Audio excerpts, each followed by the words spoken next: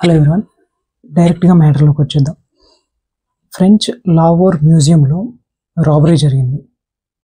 మరి వాళ్ళు చేసింది చిన్న రాబరీ అంటే కాదు, నెపోలియన్స్ జ్యువెలరీ రాబరీ చేయడం జరిగింది. ప్లేస్లోనే దొంగలు ఒక మ్యూజియం నుంచి విలువైన వస్తువులు ఎత్తుకెళ్లారు అంటే ఎంత ప్లాన్డ్గా చేశారో చూడండి. అక్కడ విజువల్ చూపిస్తా చూడండి ఎలా వాళ్ళు రాబరీ చేశారో. ఒక వెహికల్ని అండ్ ఒక ల్యాడర్ని యూజ్ చేసి మ్యూజియం టాప్లో ఉన్న విండోని పగలగొట్టి మరి ఆ మ్యూజియంలోకి వెళ్ళడం జరిగింది. అక్కడున్న నెపోలియన్స్ జ్యువెలరీ ఏదైతే ఉంటుందో దాన్ని తీసుకెళ్ళడం జరిగింది వాళ్ళు. ఇలాంటి రాబరీ ఎప్పుడైనా జరిగిందా, ఇంతకుముందు ఎప్పుడైనా జరిగిందా అంటే 1911లో జరిగింది.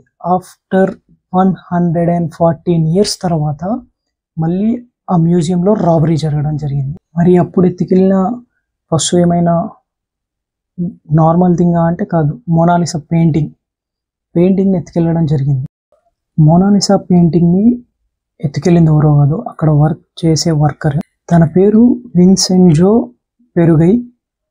తను మోనాలిసా పెయింటింగ్ని ఎత్తుకెళ్ళి అండ్ ఆఫ్టర్ 2 years తర్వాత దొరికాడు. అది కూడా ఆ పెయింటింగ్ని సెల్ చేసే టైంలో.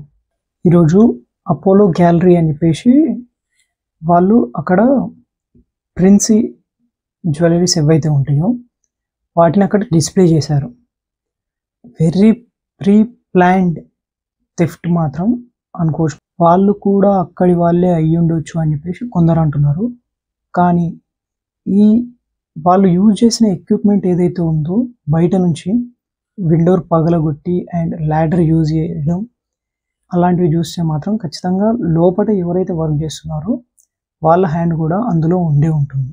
మరిన్ని ఇలాంటి ఇన్ఫర్మేటివ్ వీడియోస్ కోసం ఛానల్ని సబ్స్క్రైబ్ చేసుకోవడం మర్చిపోకండి.